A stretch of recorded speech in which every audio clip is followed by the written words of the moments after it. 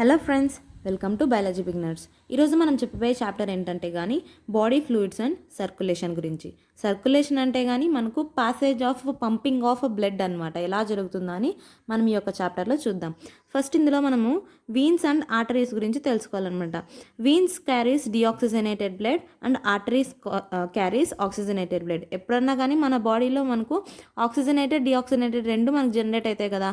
So oxygenated బ్లడ్ని carry చేసేది arteries and next deoxygenated బ్లడ్ని క్యారీ చేసేది veins.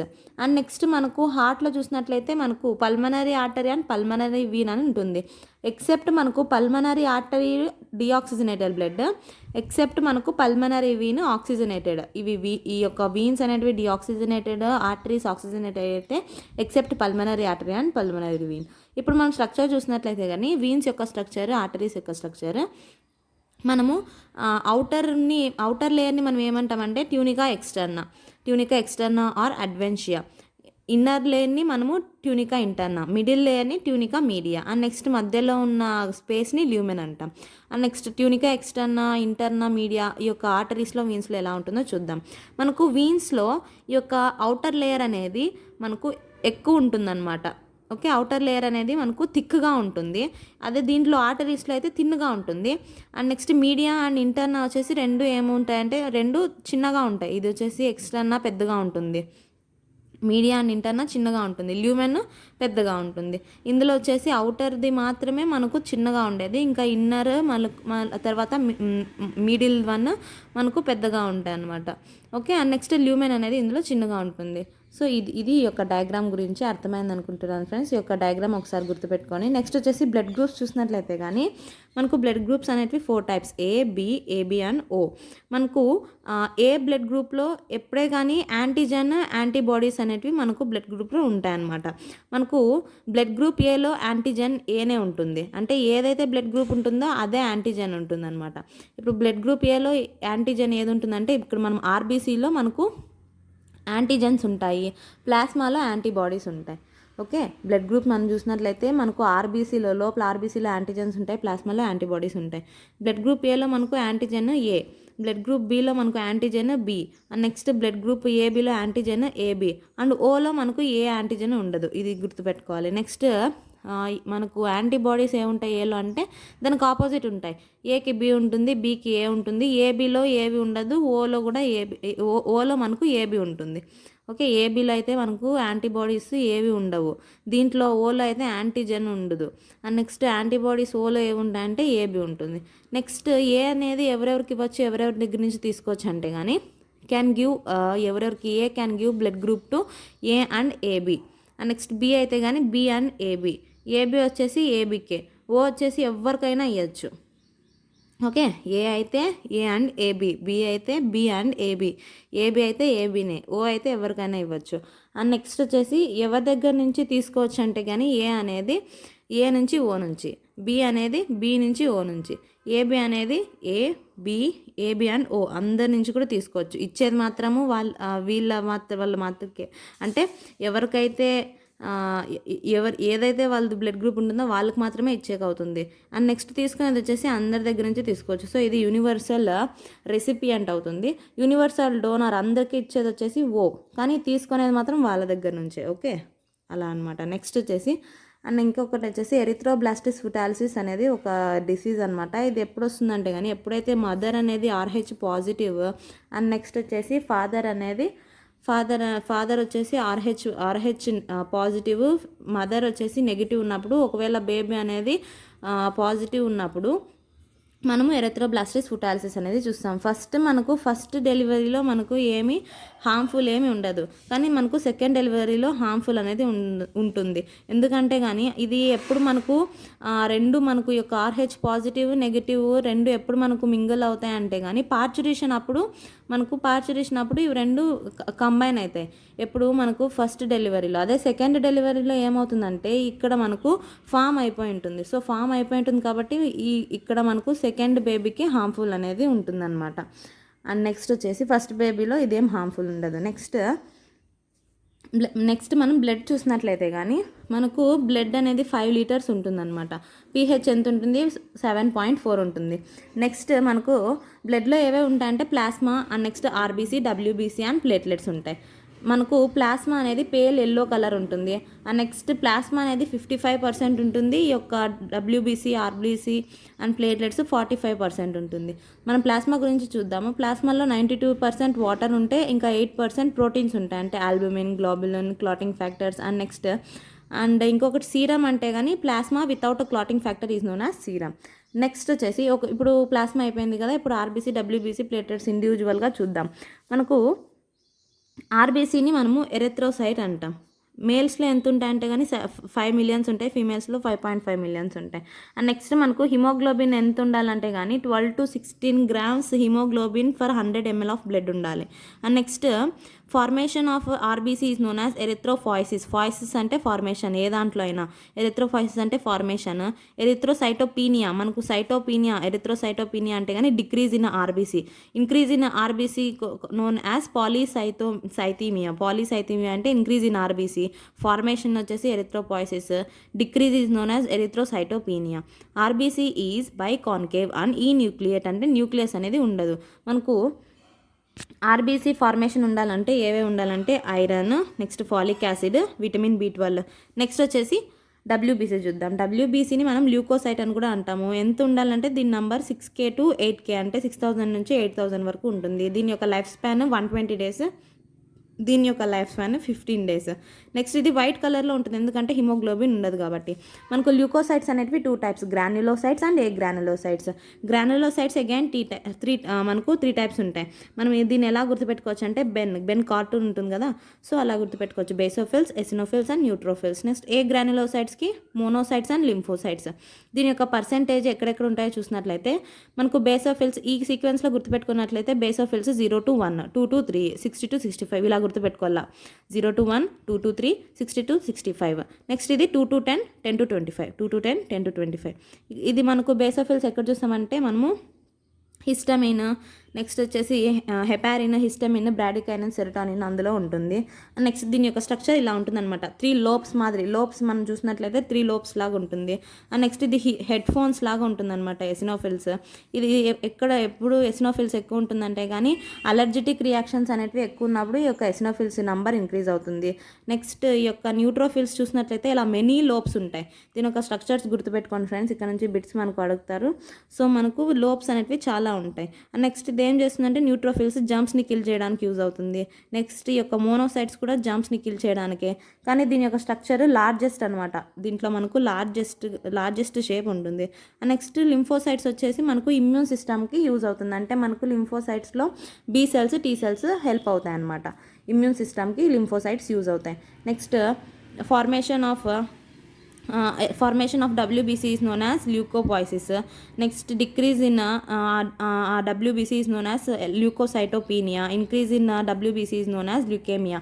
Next, platelets is also known as thrombocytes. దీని యొక్క లైఫ్ స్పాన్ 1 week. నెక్స్ట్ వచ్చేసి మనకు దీని యొక్క నంబర్ చూసినట్లయితే 1.5 lakhs to 3.5. ఫస్ట్ ఆర్బీసీ వచ్చేసి మనకు 5 millions ఉంటాయి. అదే మేల్స్లో, ఫీమేల్స్లో 5.5. అండ్ నెక్స్ట్ ల్యూకోసైట్స్లో మనకు 6K నుంచి 8K అంటే 6000 to 8000. మనము ప్లేట్లెట్స్లో చూసినట్లయితే కానీ ఎంత ఉంటుందంటే కానీ 1.5 lakhs to 3.5 lakhs. దీని యొక్క లైఫ్ స్పాన్ ఎంత అంటే కానీ 1 week అనమాట. It is a colourless and smaller than RBC and WBC. And next వచ్చేసి ఇప్పుడు మనము ఈ యొక్క డబ్ల్యూబీసీ, ఆర్బీసీ, ప్లేట్లెట్స్ అయిపోయింది కదా. ఇప్పుడు నెక్స్ట్ వచ్చేసి బ్లడ్ కోగులేషన్ చూసినట్లయితే మనకు 13 బ్లడ్ కోగులేషన్ ఫ్యాక్టర్స్ అనేవి ఉంటాయి అనమాట. బ్లడ్ క్లాటింగ్ ఫ్యాక్టర్స్ మనకు 13 బ్లడ్ క్లాటింగ్ ఫ్యాక్టర్స్ ఉంటాయన్నమాట. ఈ బ్లడ్ కోగులేషన్ ఎప్పుడు చూస్తామంటే ఎప్పుడైతే మనకు ఇంజరీ జరిగినప్పుడు కోగులేషన్ అనేది చూస్తామన్నమాట. ఇప్పుడు మనకు ప్లేట్లెట్స్ అనేది ఈ యొక్క ప్లేట్లెట్స్ యొక్క ఇంపార్టెన్స్ ఏంటంటే కానీ ఈ కోగులేషన్కి అనమాట. ప్లేట్లెట్స్ అనేది రప్చర్ అయిపోయి మనకి ఏమవుతుందంటే ప్లేట్లెట్స్ ఎప్పుడైతే మనకి ఇంజురీ జరిగిందో ప్లేట్లెట్స్ అనేది రప్చర్ అయిపోయి థ్రాంబోప్లాస్టిన్ అనేది సెక్రీట్ చేస్తుంది. ఈ థ్రాంబోప్లాస్టిన్ అనేది మనకు థ్రాంబోకైనేజ్ని సెక్రీట్ చేస్తుంది అనమాట. ప్లేట్లెట్స్ రప్చర్ అయినప్పుడు ఈ థ్రాంబోప్లాస్టిన్ అనేది సెక్రీట్ అవుతుంది. ఈ థ్రాంబోప్లాస్టిన్ నెక్స్ట్ థ్రాంబోకైనేజ్ని సెక్రీట్ చేస్తుంది. థ్రాంబోకైనేజ్ని మనము ప్రోథ్రాంబోకైనేజ్ అని కూడా అంటాం అనమాట. ప్రోథ్రాంబోకైనేజ్ ఎందుకంటే ఈ ప్రోథ్రాంబిన్ని థ్రాంబిన్గా కన్వర్ట్ చేయాలంటే ప్రోథ్రాంబోకైనేజ్ ఆర్ థ్రాంబోకైనేజ్ ఉండాలన్నమాట.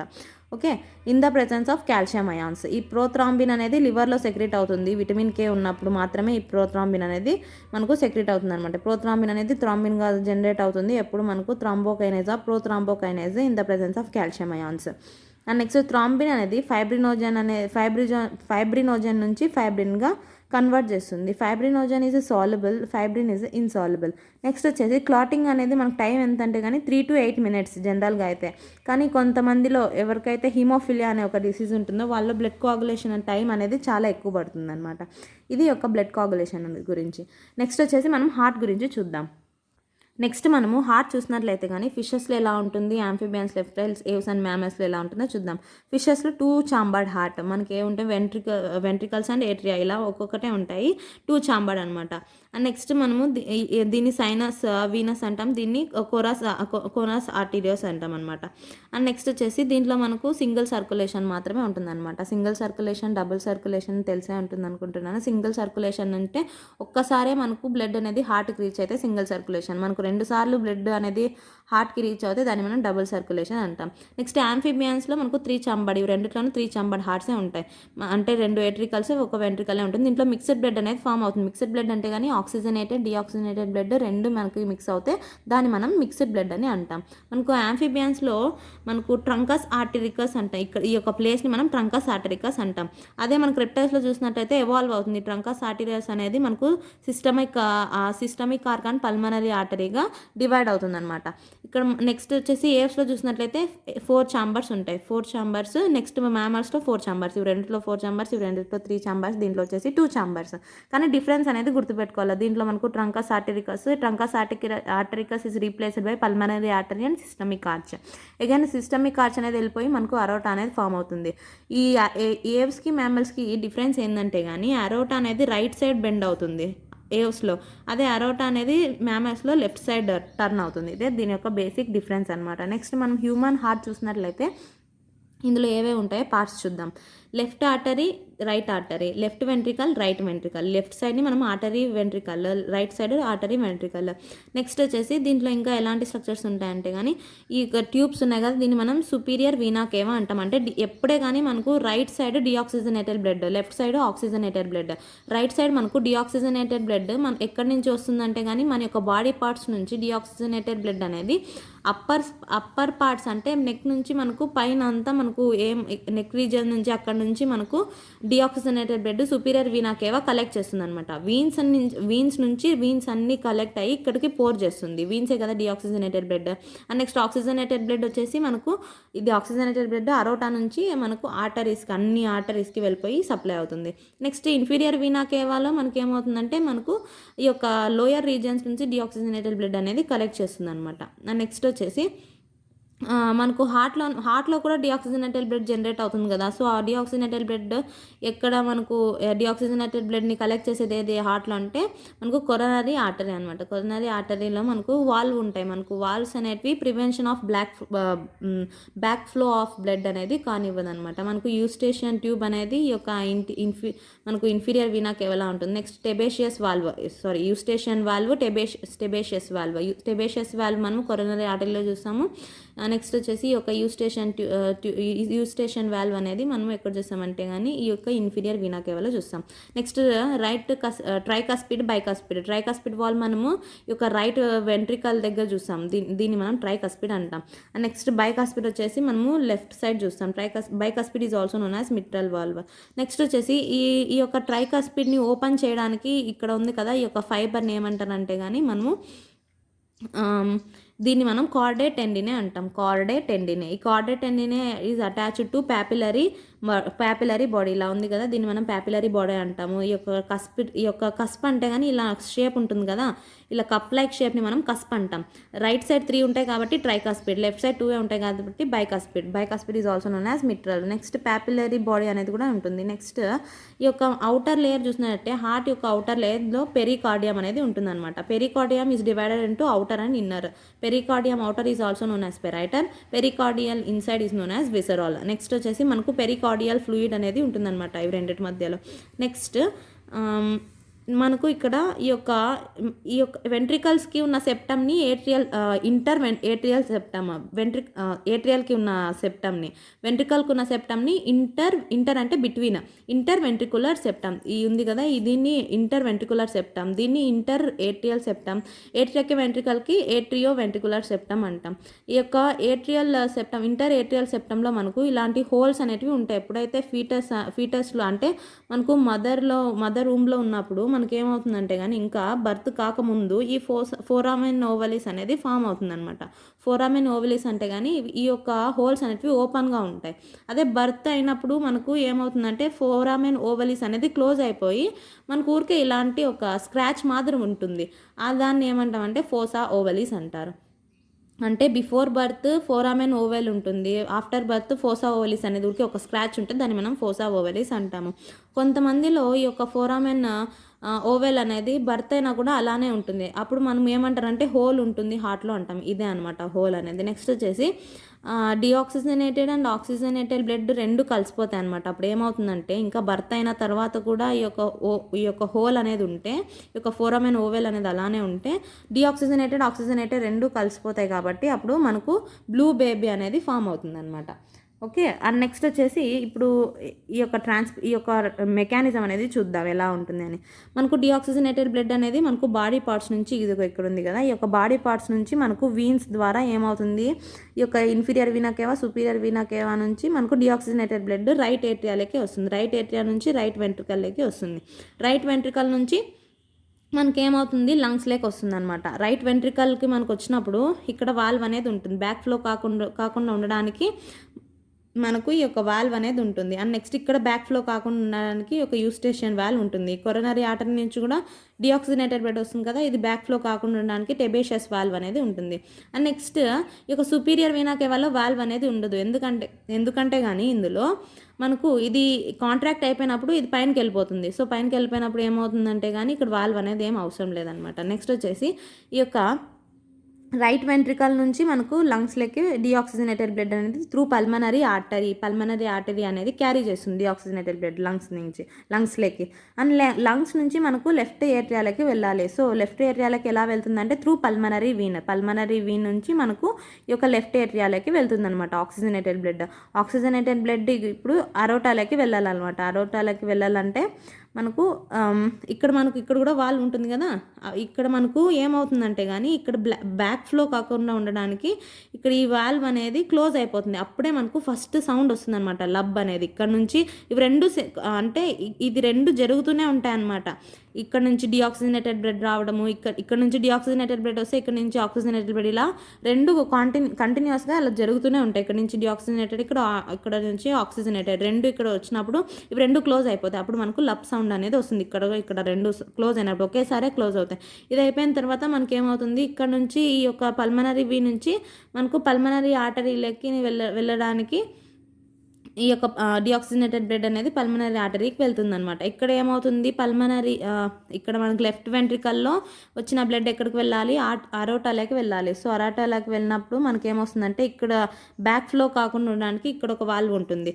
ఇది మనకు క్లోజ్ అయినప్పుడు వచ్చే సౌండే లబ్ అనే సౌండ్ ఎప్పుడు వస్తుంది. ఇక్కడ మనకు రెండు క్లోజ్ అయినప్పుడు లబ్ సౌండ్ వస్తుంది. ఇక్కడ మనకు క్లోజ్ అయినప్పుడు ఇక్కడ నుంచి ఇక్కడ ఈ యొక్క రైట్ వెంట్రికల్ నుంచి ఇక్కడ, నెక్స్ట్ లెఫ్ట్ వెంట్రికల్ నుంచి ఇక్కడ మనకు క్లోజ్ అయినప్పుడు డబ్ సౌండ్ అనేది వస్తుంది అనమాట. అండ్ నెక్స్ట్ అరోటాలో నుంచి ఆక్సిజనేటెడ్ బ్లడ్ బాడీ పార్ట్స్కి వెళ్తుంది. ఇలా ఈ యొక్క సైకిల్ అనేది జరుగుతూనే ఉంటుంది అనమాట. ఇది డబుల్ సర్క్యులేషన్ హార్ట్. అంటే మనకు బ్లడ్ అనేది ఎన్నిసార్లు వస్తుంది, 2 times వస్తుంది కాబట్టి మనము డబుల్ సర్క్యులేషన్ హార్ట్ అని అంటాం అనమాట. నెక్స్ట్ వచ్చేసి ఇది అర్థమైంది అనుకుంటున్నాను ఫ్రెండ్స్. ఇంకొకసారి మనం ఈ యొక్క మెకానిజం చూసినట్లయితే అప్పుడు మనకు అర్థమవుతుంది. ఇక్కడ మనకు ఈ యొక్క జనరేషన్ అనేది, ఈ యొక్క హార్ట్ బీట్స్ యొక్క జనరేషన్ అనేది ఎలా జరుగుతుందంటే త్రూ మనకు నోడ్స్ అనేవి ఉంటాయి. ఈ యొక్క రైట్ ఏట్రియం పైన మనకు ఉన్న నోడ్నే మనము సైనస్ ఏట్రియల్ నోడ్ అని అంటాం అనమాట. అండ్ నెక్స్ట్ ఈ యొక్క ఇంటర్ ఏట్రియల్ సెప్టమ్ మధ్యలో మనకు ఏట్రియో వెంట్రికులర్ నోడ్ అనేది ఉంటుందన్నమాట. ఓకే, దీన్ని మనం పేస్ మేకర్ అంటాం, ఇది పేస్ సెట్టర్ అంటాం. నెక్స్ట్ దీని కింద మనకు బండల్ ఆఫ్ హిస్, దీన్ని మనం బండల్ ఆఫ్ హిస్ అంటాం. బండల్ ఆఫ్ హిస్ ఇలా జనరేట్ అయ్యి మనకు పుర్కింజే ఫైబర్స్ అనేటివి ఫామ్ అవుతాయి అనమాట. ఇది ఏం చేస్తుందంటే ఈ టోటల్ మెకానిజం అనమాట, ఎలా మనకు ఈ యొక్క యాక్షన్ పొటెన్షియల్ అనేది ఎలా జరుగుతుందో మనం ఇందులో చూసాం. ఇక్కడ మనకు సైనస్ ఏట్రియల్ నోడ్ నుంచి మనకు యాక్షన్ పొటెన్షియల్ అనేది జనరేట్ అవుతుంది. పర్ మినిట్ మనకు ఎన్ని మనకు ఈ యొక్క కాంట్రాక్షన్స్ ఉంటాయంటే కానీ మనకు 70 to 75 ఉంటాయి అనమాట. ఇక్కడ నెక్స్ట్ వచ్చేసి ఈ యొక్క ఏట్రియా నుంచి వెంట్రికల్లోకి బ్లడ్ ఫ్లో అనేది 30% ఇంక్రీజ్ అవుతుంది అనమాట. ఓకే, అండ్ నెక్స్ట్ వచ్చేసి రీపోలరైజేషన్ ఇవంతా ఏంటంటే కానీ, పోలరైజేషన్ అంటే కానీ రెస్ట్లో ఉన్నప్పుడు ఈ యొక్క మెంబ్రెయిన్స్లో ఎలా ఉంటుంది అంటే పాజిటివ్ అనేది మెంబ్రెయిన్, ఇది అవుటర్ మెంబ్రెయిన్, ఇది ఇన్నర్ మెంబ్రెయిన్. అవుటర్ మెంబ్రెయిన్ అంతా పాజిటివ్ ఉంటుంది పోలరైజేషన్లో, ఇన్నర్ మెంబ్రెయిన్ నెగిటివ్ ఉంటుంది రెస్ట్లో ఉన్నప్పుడు. Okay, and next systole diastole అంటే తెలుసు కదా. సిస్టోల్ అంటే కానీ కాంట్రాక్షన్ అంటే వర్క్లో ఉన్నప్పుడు, అదే డయాస్టోల్ అంటే రిలాక్సేషన్ రెస్ట్గా ఉన్నప్పుడు. అంటే మనము ఈ యొక్క డయాస్టోల్ని సిస్టోల్ని రీపోలరైజేషన్ అని కూడా అంటాం, సిస్టోల్ని డీపోలరైజేషన్ అని కూడా అంటారు. ఓకే, అండ్ నెక్స్ట్ వచ్చేసి ఈ యొక్క డయాస్టోల్ని ఏమంటానంటే కానీ డయాస్టోల్ని రీపోలరైజేషన్ ఆర్ పోలరైజేషన్ అంటాం. రీపోలరైజేషన్ అంటే కానీ అగైన్ మనకు రెస్ట్ స్టేట్లోకి రావడాన్ని రీపోలరైజేషన్ అంటాం. అంటే పోలరైజేషన్ స్టేట్ని రావడాన్ని రీపోలరైజేషన్ అంటాం. ఓకే, ఇది అర్థమైంది అనుకుంటున్నాను ఫ్రెండ్స్. నెక్స్ట్ వచ్చేసి atrial systole and atrial diastole. Atrial systole అంటే కానీ ఈ యొక్క ఏట్రియల్ అనేది ఈ యొక్క ఏట్రియాస్ అనేటివి ఎంచేపు మనకు వర్క్ చేస్తుంటాయి, ఎంచేపు రెస్ట్ ఉంటాయి అని అంటాం. వర్క్ చేస్తే సిస్టోల్ ఆర్ డీపోలరైజేషన్ అంటాము, రెస్ట్లో ఉంటే డయాస్టోల్ ఆర్ రీపోలరైజేషన్ అంటాం. ఓకే, అండ్ నెక్స్ట్ వచ్చేసి ఏట్రియల్ సిస్టోల్ ఎంతసేపు ఉంటుందంటే 0.1 సెకండ్, అంటే అది మనకు 0.1 సెకండే పనిచేస్తుంది. ఎంతసేపు రెస్ట్లో ఉంటుంది 0.7 సెకండ్. నెక్స్ట్ వెంట్రికల్ సిస్టోల్ ఎంతసేపు ఉంటుంది 0.3 సెకండ్. నెక్స్ట్ డయాస్టోల్ అంటే రెస్ట్లో ఎంతసేపు ఉంటుంది 0.5 second, total 0.8 second. Cardiac cycle ఎంతసేపులో ఎండ్ అవుతుందంటే 0.8 సెకండ్లో టోటల్ మనకు టైం అనమాట. Atrial systole ventricular systole. Next joint diastole అంటే కానీ రెండు మనకు ఎంతసేపు మనకు ఖాళీగా ఉంటాయంటే కానీ 0.4 సెకండ్స్. ఓకే, ఏట్రియా అయితే కానీ 0.1 సెకండ్, వెంట్రికల్స్ అయితే 0.3 సెకండ్. ఓకే, అండ్ నెక్స్ట్ వచ్చేసి జాయింట్ డయాస్టోల్ వచ్చేసి 0.4 సెకండ్. నెక్స్ట్ వచ్చేసి కార్డియాక్ అవుట్పుట్ అంటే ఏంటంటే కానీ కార్డియాక్ అవుట్పుట్ అంటే కానీ స్ట్రోక్ వాల్యూమ్ ఇంటూ హార్ట్ రేట్ని మనము కార్డియాక్ అవుట్పుట్ అంటాం. కార్డియాక్ అవుట్పుట్లో మనకు స్ట్రోక్ వాల్యూమ్ అంటే కానీ వెంట్రికల్స్ నుంచి ఎంతైతే బ్లడ్ మనకు ఒక్కొక్కసారి ఇలా కాంట్రాక్షన్ జరిగినప్పుడు ఎంతైతే మనకు బ్లడ్ ఫ్లో అవుతుందో దాన్ని మనం స్ట్రోక్ వాల్యూమ్ అంటాం. మనకు ఎన్నిసార్లు అవుతుందంటే కానీ మనకు 72 ml అనేది మనకు 72 ml అనేది మనకు ఒక్కసారి ఇలా ఒక వెంట్రికల్స్ నుంచి 72 ml మనకు రిలీజ్ అవుతుంది.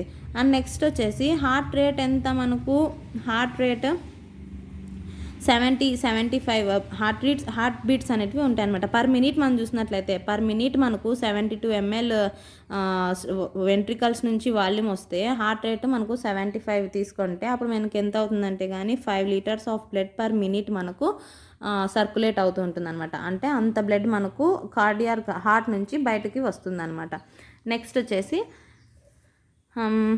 నెక్స్ట్ వచ్చేసి ఒక ఎలక్ట్రోకార్డియోగ్రాఫ్ చూసినట్లయితే కానీ మనకు ఈ యొక్క ఎలక్ట్రోకార్డియోగ్రాఫ్లో మనకు ఇలా 3 వేవ్స్ అనేవి ఉంటాయి. ఫస్ట్ వేవ్ని PQRS అండ్ T అంటాం. ఫస్ట్ పీక్ని మనం ఏమంటామంటే ఏట్రియల్ సిస్టోల్ ఆర్ డీపోలరైజేషన్. అంటే మనకు సిస్టోల్ ఈ యొక్క ఏట్రియా అనేది వర్క్లో ఉన్నప్పుడు. నెక్స్ట్ వెంట్రికులర్ సిస్టోల్ అంటే వెంట్రికల్స్ వర్క్లో ఉన్నప్పుడు, అంటే డీపోలరైజేషన్ ఆర్ సిస్టోల్ అన్న డీపోలరైజేషన్ అన్న ఒకటి, కన్ఫ్యూజ్ కాకూడదు. నెక్స్ట్ వెంట్రికులర్ రీపోలరైజేషన్ అంటే కానీ రెస్ట్లో ఉన్నప్పుడు, వెంట్రికల్స్ అనేటివి రెస్ట్ స్టేట్కి వచ్చినప్పుడు. అండ్ నెక్స్ట్ వచ్చేసి డిసీజెస్ ఏవేవి ఉన్నాయో చూసినట్లయితే కానీ మనకు కొరోనరీ ఆర్టరీ డిసీజ్ ఆర్ దీన్ని ఏమంటారంటే ఎథెరోస్క్లిరోసిస్ అంటారు, అంటే కొరోనరీ ఆర్టరీ సరిగ్గా పనిచేయకున్నప్పుడు. నెక్స్ట్ వచ్చేసి హార్ట్ ఫెయిల్యూర్ అంటే కానీ మనకు హార్ట్ అనేది సరిగ్గా ఎఫిషియెంట్గా పని చేయకున్నప్పుడు. నెక్స్ట్ వచ్చేసి heart attack cardiac arrest. Cardiac arrest అంటే కానీ హార్ట్ అనేది సరిగ్గా స్టాప్ అయిపోవడం అనమాట. హార్ట్ యొక్క వర్క్ అనేది స్టాప్ అయిపోయినప్పుడు మనకు కార్డియాక్ అరెస్ట్ జరుగుతుంది. నెక్స్ట్ హార్ట్ అటాక్ అనేది ఆక్సిజన్ సప్లై అనేది తక్కువ అయినప్పుడు హార్ట్ అటాక్ అనేది వస్తుంది. ఎంజైనా వచ్చేసి pain due to insufficient supply of substances. మనకు ఏమైనా సబ్స్టెన్సెస్ సరిగ్గా సప్లై కాకున్నప్పుడు మనకు పెయిన్ అనేది వస్తుంది అనమాట. దాన్ని మనం ఎంజైనా అంటాం. నెక్స్ట్ లింఫ్ చూసినట్లయితే కానీ మనకు ఈ యొక్క టిష్యూస్కి తర్వాత ఈ యొక్క బ్లడ్ క్యాపిలరీస్కి మధ్యలో ఏం వెళ్తుంటుంది, బ్లడ్ అనేది ఫ్లో అవుతుంటుంది. కానీ ఏమవుతుందంటే కొంచెం ప్రెషర్ వల్ల ఇక్కడ ఏమవుతుందంటే బ్లడ్ అనేది ఈ యొక్క స్పేస్లోకి వచ్చేస్తుంది. ఈ యొక్క స్పేస్లోకి వచ్చేస్తే దాన్ని మనం extra cellular fluid or lymph అని అంటాం. ఈ లింఫ్ అనేది ఏం చేస్తుందంటే లింఫ్ నోడ్స్ దగ్గరికి ఎట్లయినా ఈ యొక్క లింఫ్లో మనకు ఈ యొక్క ఆర్బీసీస్ అనేటివి ఉండవు అనమాట. మనకు ఆర్బీసీస్ వైట్ కలర్లో ఉంటుందన్నమాట ఈ లింఫ్ అనేది. ఈ లింఫ్ అనేది మనకు బ్లడ్లోకి కలిసిపోతుంది. ఎప్పుడు కలిసిపోతుంది అంటే నెక్ రీజియన్లో ఈ లింఫ్ అనేది లింఫ్ నోడ్స్లోకి క్యారీ అయిపోయి లింఫ్ నోడ్స్ నుంచి లింఫ్ వెజల్స్లోకి పోయి మనకు బ్లడ్లోకి మిక్స్ అవుతుంది అనమాట. లింఫ్ నోడ్స్లో ఫాగోసైట్స్ ఉంటాయి. ఏమైనా బ్యాక్టీరియాస్ ఏమైనా ఉంటే లింఫ్ నోడ్స్లో అది చచ్చిపోతాయి అనమాట. ఇది ఒక లింఫ్ గురించి. నెక్స్ట్ వచ్చేసి ఇంకొక ఇంపార్టెంట్ నోట్ ఏంటంటే కానీ బ్లడ్ వెజల్స్కే ఇంకొక బ్లడ్ వెజల్, ఇలా బ్లడ్ వెజల్ ఉంది కదా, ఈ యొక్క బ్లడ్ వెజల్కే ఇంకొక బ్లడ్ వెజల్ ఉంటే దాన్ని ఏమంటామంటే వ్యాసారం అంటాం. ఓకే, ఏమంటాము వ్యాసారం. ఇది ఈ యొక్క ఇన్ఫర్మేషన్ ఫ్రెండ్స్, అర్థమైంది అనుకుంటున్నాను. ఈ యొక్క నోట్స్ అంతా మీకు టెలిగ్రామ్ గ్రూప్లో షేర్ చేస్తాను. అండ్ నెక్స్ట్ ఎవరికైతే ఇది చెప్తున్నాను కదా యూస్ఫుల్ అనిపిస్తుందో, మీకు యూస్ఫుల్ అనిపిస్తేనే షేర్ చేయండి. అండ్ నెక్స్ట్ వచ్చేసి మీకు అర్థమైందో లేదో తెలియాలంటే కానీ లైక్ చేయండి. ఏదైనా డౌట్స్ ఉంటే కామెంట్ సెక్షన్లో అడగండి. Okay friends, don't forget to like, share and subscribe. Thanks for watching.